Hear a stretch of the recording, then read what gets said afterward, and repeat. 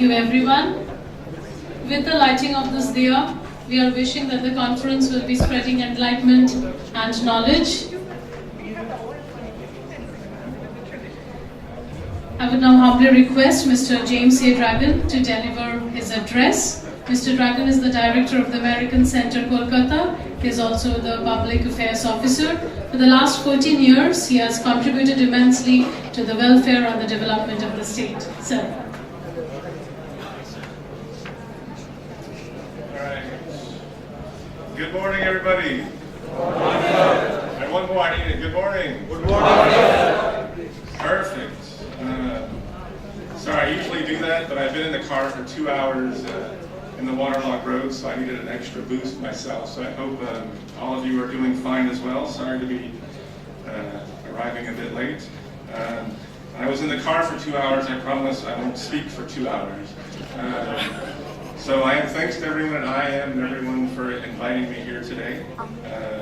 Pleasure to be here. I'm just going to talk about a few general things. I'm not going to attempt to enlighten you on theories or anything too in-depth on English teaching theory. Just a few brief stories from my own experience, and then I'll say a few quick things about some of the things we do at the American Center. So yeah, I've been a diplomat for 14 years, but my first job out of when I graduated university way back in 1995, my first job was to teach English at a private English language institute in Japan, about an hour and 45 minutes west of Tokyo. And so the problem in that part of the world in learning English is they have their characterized alphabet. They don't have an ABC alphabet. So just again, the funny one of just to say the fast food restaurant McDonald's. If you're in Japan, the closest you can get with Japanese characters is Maku Donaldo. So imagine trying to teach English to somebody that you say McDonald's, and they say Maku Donaldo. You're like, McDonald's. I just left 3 years in China. They don't do much better. In China, McDonald's is pronounced Maidanao. So again, McDonald's, Maidanao. Doesn't compute. But so we don't have that challenge here in India. Here in India, English is the official language of the government. We've got over 1 billion people, 28 state languages. Maybe they keep adding states and carving them up, so maybe I'm a little bit off there. But because so much of your population lives in rural areas and cities are divided and education systems, private schools, government schools, we all know that when you go to so full disclosure, my wife is from still what is Andhra Pradesh, even though that's one of the states they carved in half. And so I spent part of my undergraduate and for a year and a half after I came to Japan, I came back to India and I taught English for a year and a half in a village at a small school in Andhra Pradesh with 125 students. It's about 250 kilometers east of Hyderabad, so like a real village. It wasn't like going to Canning or some 45-minute bus ride from Calcutta to the nearest. This was like there was nothing else near there. But it was started by an American couple, and they wanted to experiment with teaching in English in a rural part of India where the local English medium school, as you can appreciate, an English medium in most of India usually means maybe 60 to 70% is in the local language because the teachers don't really know the English that well, and then the other 20 to 30% is in some form of broken English, and that's English medium for hundreds of millions of Indian students around the country. That's an oversimplifying way to say that's a big part of the challenge in learning English in India. But so we did it, so we had Indian teachers, but we said, nope, we're not going to, the language there's Telugu, we're like, no Telugu on our campus at all, not one word, even if your English is not good.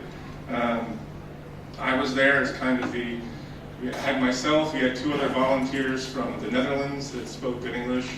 We were kind of there to be the native speakers. But all I can, again, I won't drag on about it, but So that was 1990, when was I? I was there last for a year and a half in 1999, 2000.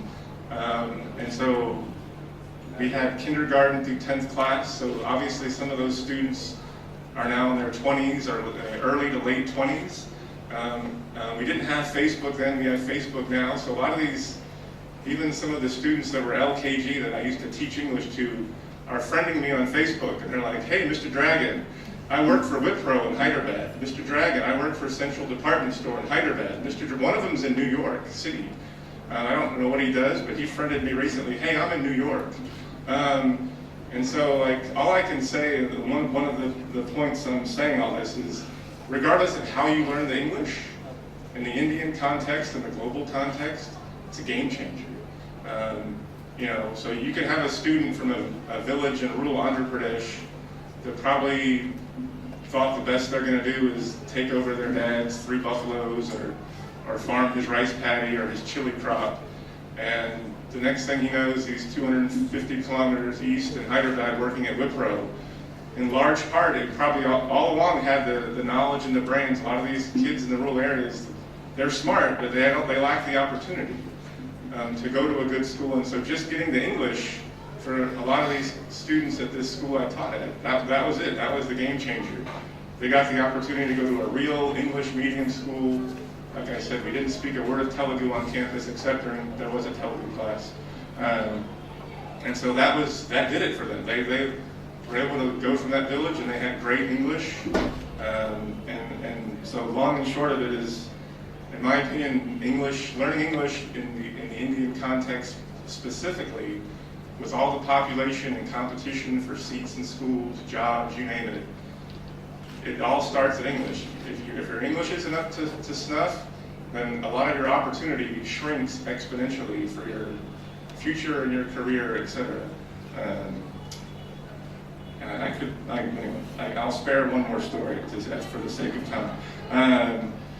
And so we here at the American Center, unlike our friends, I think some of our other colleagues in town that teach at the American Center, we don't actually offer English classes, but we do a lot in English programming.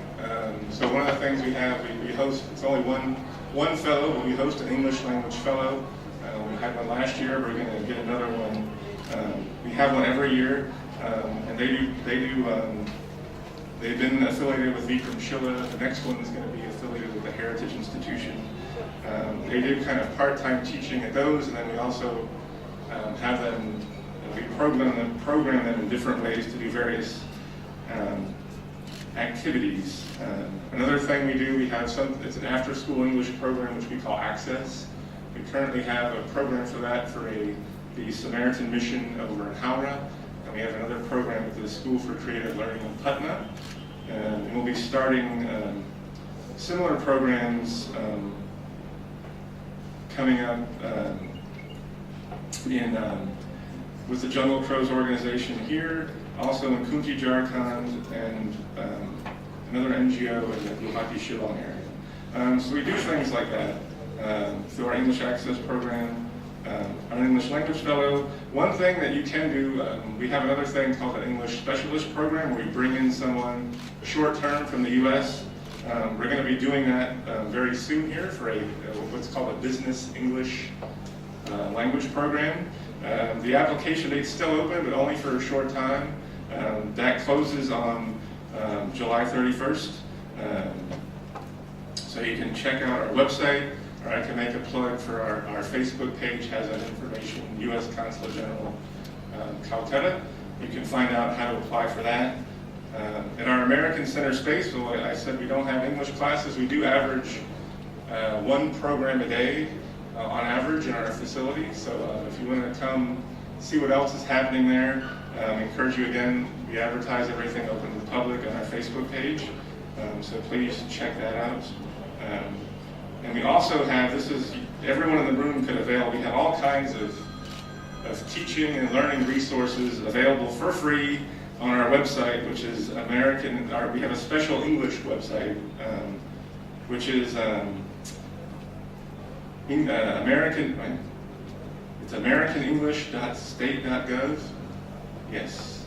And so you can find things there. We even have a magazine, English Teaching Forum, where through that portal you can access an archive of, it's like an academic teaching magazine, and it's not copyright protected. So like, in other words, if you like an article and you find it in the archive, feel free to, you can duplicate it and use it in your own class. That's what it's designed for. There's also lots of massive open online courses, other things you can use on that website. So we do offer that resource, and since it's online, anyone that can be online can tap into that. So anyways, with that, I don't want to take any more of your time, but just again to stress, I know there's challenges, but to the extent they can be overcome and you can actually impart English to your students, it's going to make those students have greater opportunities in life for themselves. And I hope that's kind of one of your overriding goals of this endeavor, is to mitigate some of those challenges and to help more people be able to speak English better, so that a broader swath of the Indian population can have a better future. So thanks again for inviting me. Wish you all the best. Have a great day, great conference. Thank you.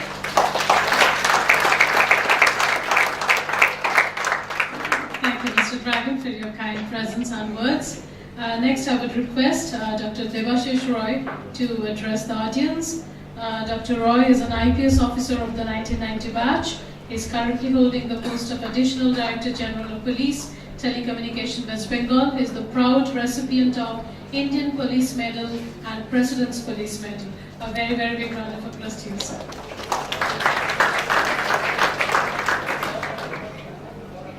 Good morning to all of you. Dr. Satyajit Chakraborty, Mr. Dragon, Ms. Sanjeevita Devanjan Chakraborty, Rubal Dashgupta, we just heard of him, Narayan Karmukar, who has this event, Dr. Shamjita Dash, again Dr. Satyajit Chakraborty, and the faculty members of this organization, the students, the other staffs. For the first time I am coming to this organization. Truly speaking, my domain of knowledge is completely technological. I am keen researcher on mathematics and computer science and management. So English is not my area. No way I am connected to English language, and languages and these arts things I am scared of. Those are very difficult things for me. But however, I always thought that we should know good English. But I always felt that there is no easy way of learning English. Maybe I have some blockade in my mind. But for me, learning some topic of mathematics or reading some article in engineering is easier than to read some novel or English novel or poetry. For me, it's very difficult. As a person, I'm saying, and I can't. In fact, I can't read. Given me a novel or a storybook or anything, I can't read. I would prefer to read a book on convex optimization than read some books on English. So that is how I am brought up. I mean, what I was trying to say in the process is, but learning English, I learned English through these subjects. Whatever I have learned, whatever little English I have learned, through these subjects only.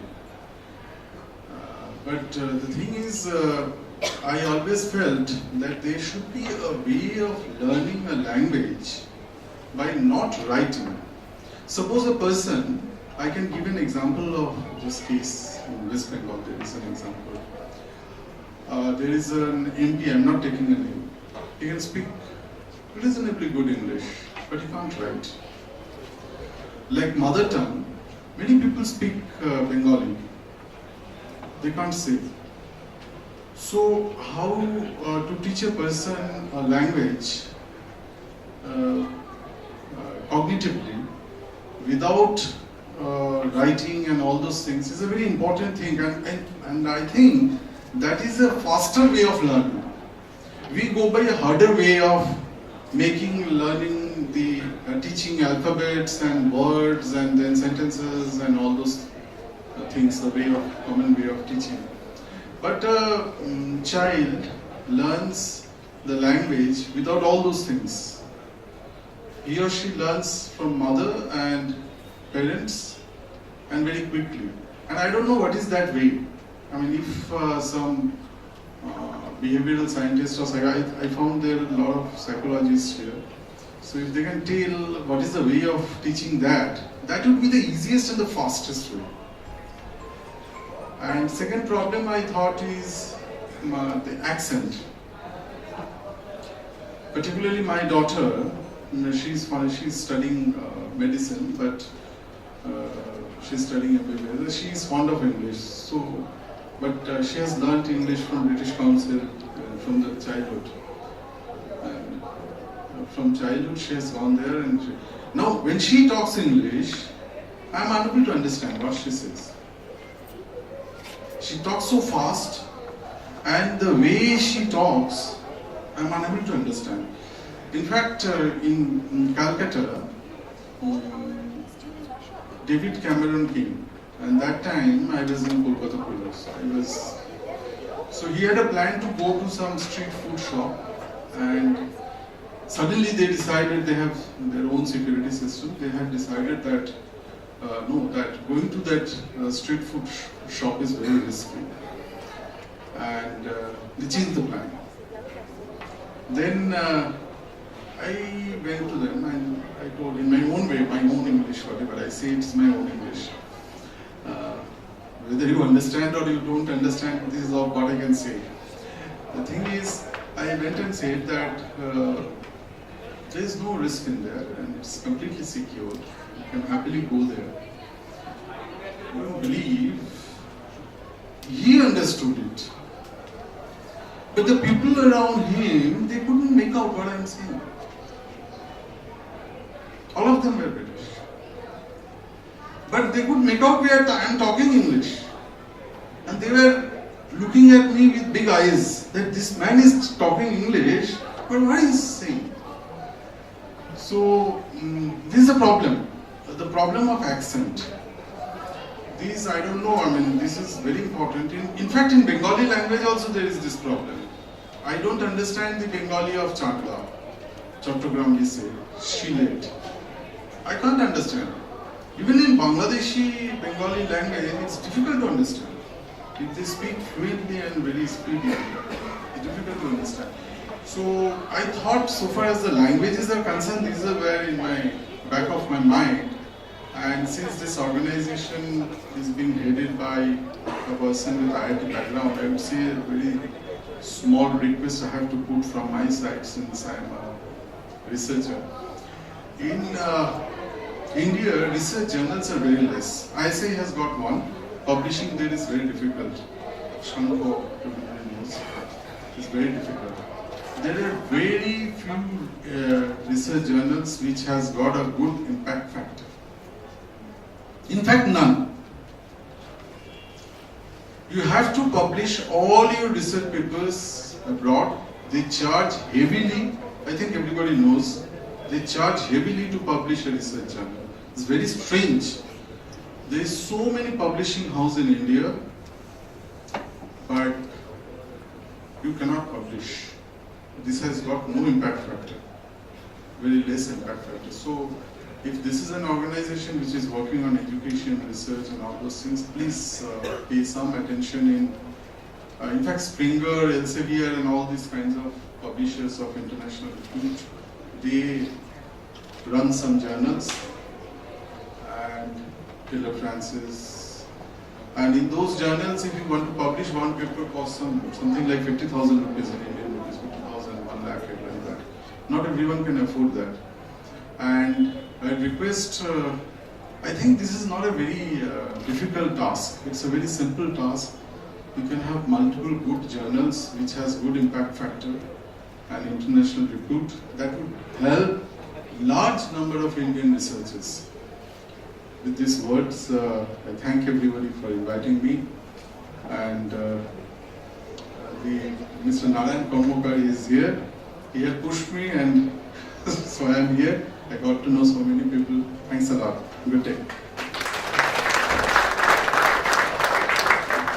Thank you, Dr. Roy, for your very interactive words. Next, I would request Mr. Narayan Kormokar, CMD of Sri Jagannath Shilpodyog Unit, to kindly address the audience. Mr. Kormokar works in an industrial field, started in the year 1984 as a director of the Sri Jagannath Strips Limited, Hyderabad, also became the director of Sri Jagannath Steels Limited in Chennai, and then became the chairman come managing director of Sri Jagannath Shilpodyog Limited. Thank you, sir. Dr. Satyajit Chakraborty, Dr. Devashish Rao, distinguished guests, and all participants. Actually, I wanted to say something, but after hearing Dr. Chakraborty and other speakers, truly speaking, I have nothing to add more, because my knowledge does not go beyond that. But I am very happy that coming here, I have been able to enhance my knowledge in English and its other activities. I agree with Dr. Chakraborty, doing foreign tours, unless you know English, it is very difficult to travel freely. And this experience I gathered during my several visits to United States and European countries. But English helps like home. I mean, actually, no problem, you know English. So I am very thankful for organizers for inviting me here, and especially I thank the Samapika who actually invited me here to be present. Thank you very much. Thank you, Mr. Kormokar. And now we will be requesting Dr. G.A. Ghanshyam to inaugurate the LTI Kolkata chapter.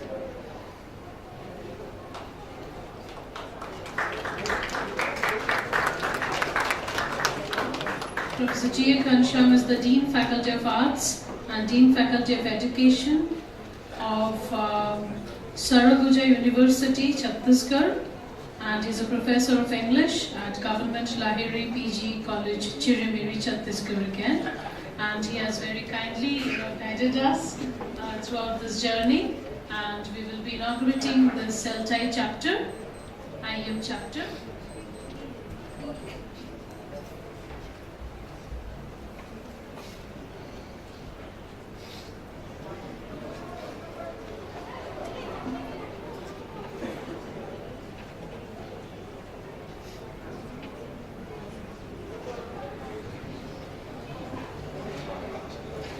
A very warm good morning to all of you. Dr. Satyajit Chakraborty, distinguished guests, friends and students. Indeed, it's a great opportunity for me to stand before you and to say that we are going to inaugurate LTI chapter here in Kolkata. This chapter of LTI is the 34th chapter of LTI. That means English Language Teachers Association of India. Way back in 1974, the great educationist S. Natarajan, with the help of 4 members, has established LTI. It was only designated with a particular place called Chennai, and later on, after so many years, it moved out of Tamil Nadu and went to some other areas, and now we have 34 chapters throughout the country. As far as LTI is concerned, LTI believes in one particular aspect wherein Chinese proverb goes like this: coming together is a beginning, keeping together is a progress, and working together is a success. So LTI gathers all those who work together so that we can lead towards the success. Friends, as far as LTI is concerned, which is the short name of English Language Teachers Association of India, it is the largest network of teachers of English right from KG to PG, with certain objectives. The very first objective is to provide a forum for teachers of English to meet periodically and discuss various issues related to English language teaching and learning. The second one is to help the teachers to interact with the educational administrators on matters related to ELT, and also to disseminate informations in the field of ELT, and to undertake innovative projects which aims at improvement of learners' proficiency in English, and also to promote professional solidarity among the teachers of English right from pre-primary to the university level. And being an LTI member, all the LTI members are getting a bi-monthly journal of LTI, which is a print journal by name Journal of English Language Teaching.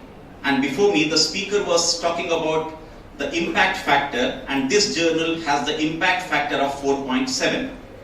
And the second thing is, all the members of LTI, they get subsidized membership for all the programs of LTI, and even they get subsidized membership for IATFL, International Association of Teachers of English as Foreign Language, under wide membership scheme.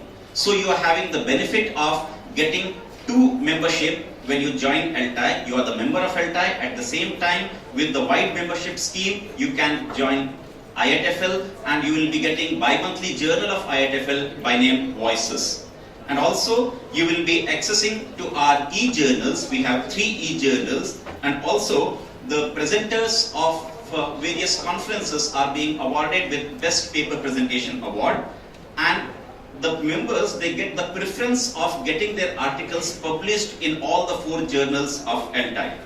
As far as the journals of LTI are concerned, one is the print journal, which the members get free of cost to their doorstep, having 4.7 impact factor, and we have 3 online journals. If you say you are not related with English language teaching and your domain is English literature, we do have a journal online which is known as Journal of Teaching and Research in English Literature with 4.3 impact factor.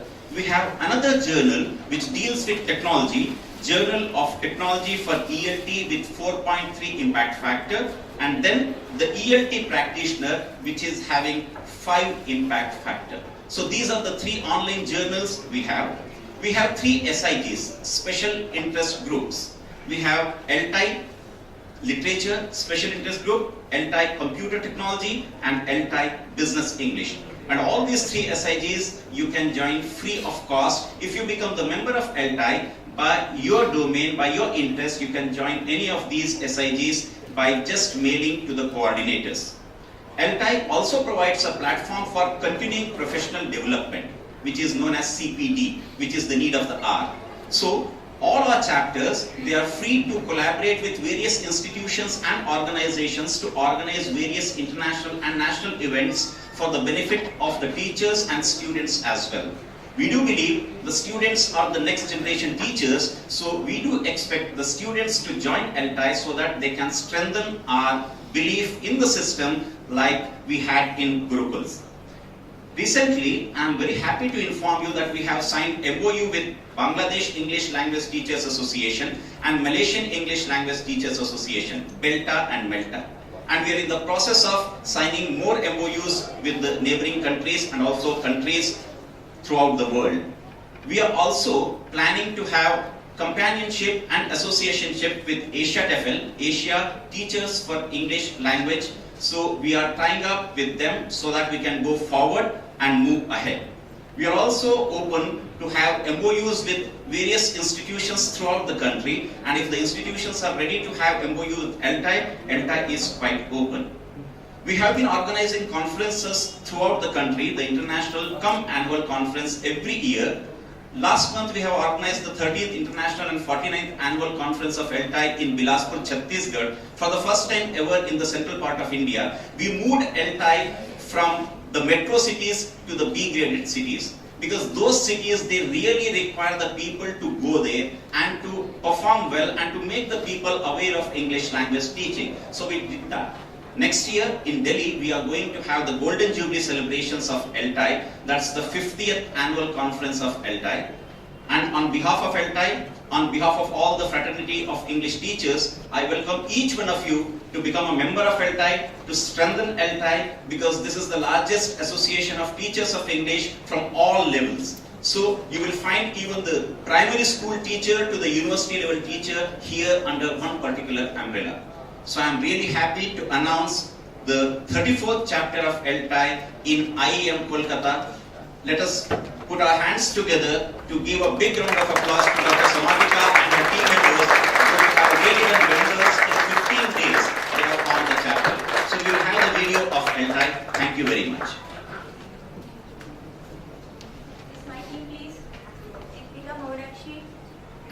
Alright, so we have the professors of the English department along with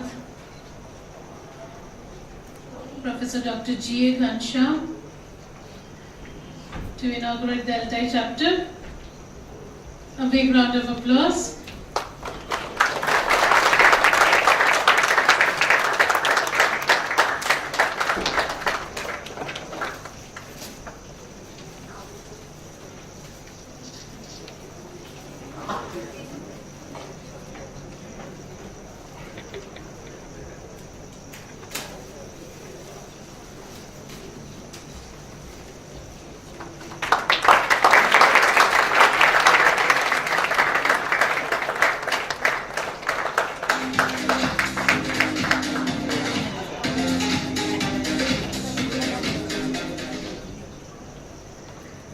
Request Professor Samapika Das Biswas, the organizer of this conference, to kindly say a few words. Without her relentless efforts along with her team, this conference wouldn't have been possible. A big round of applause to Professor Samapika Das Biswas.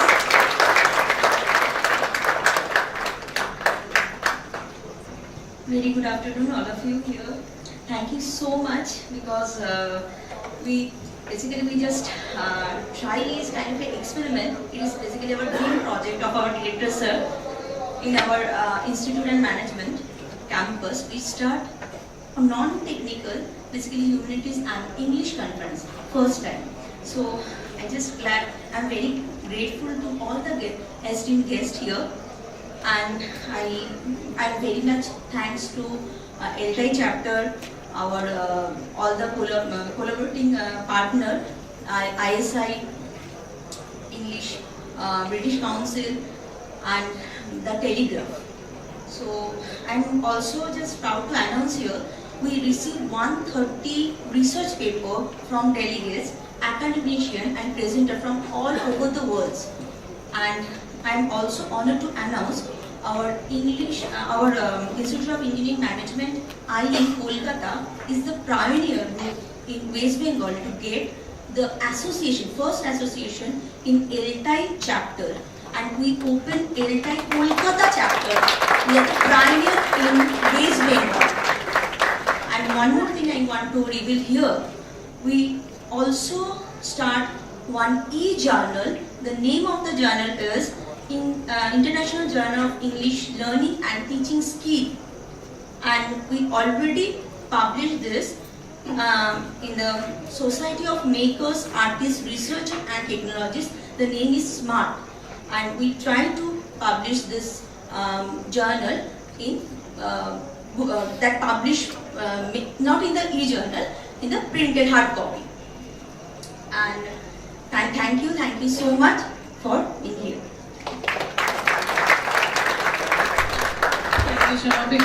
Now, some of the previous speakers talked about the impact factor. Professor Dr. Himadrinath Shah is there. We are bringing out a journal, and we hope that in very soon we can achieve a very high impact factor. IEM and UEM are full of jewels, both students and faculty, full of diamonds, and I have the privilege of working with them. And I just want to just give them the fuel and the support they need to make a lot of successful academic research contributions to not only the society in West Bengal or in India, but globally as a whole. We organize conferences in the USA, Columbia University, in University of Nevada, Las Vegas, in University of British Columbia, where I think all over India, maybe you can just count in two hands, or maybe even less than that. They have the capability and the intellectual prowess and the collaboration to go abroad to the Ivy Leagues of the world and organize there with professors coming in from Stanford, Harvard, MIT, of that level. You can understand. So I really and truly believe that we are a conglomeration, IEM and UEM recently formed, a conglomeration of very high quality individuals, and we can do much better, and we have only maybe achieved 1% of our capability. As regarding to this English language conference and the English language chapter, we are already planning a literary festival, a week-long literary festival sometime in the 3rd week of August. So LTI Kolkata chapter, all the members, the new members, I welcome you, and we will again let you know. It's still in planning phase. I just let it out, there is so much to achieve by collaboration, by working together, when high quality people come in together, exchange ideas and collaborate, the sky is the limit, or maybe space is the limit. So I again thank all of you for coming, and I really hope and I believe it will be a very, very fruitful 3 days exchange, not only intellectual exchange but also building relationships for a long-term prosperity and long-term intellectual bonding in the future. Thank you all. Thank you for coming. Thank you, Dr. Chakraborty. With this, we come to the end of the inaugural ceremony of this 3 days conference. ICELTS 2018 is the first international conference on English learning and teaching skills. I request all our esteemed guests and the participants to join us for a tea break in room number 1.2.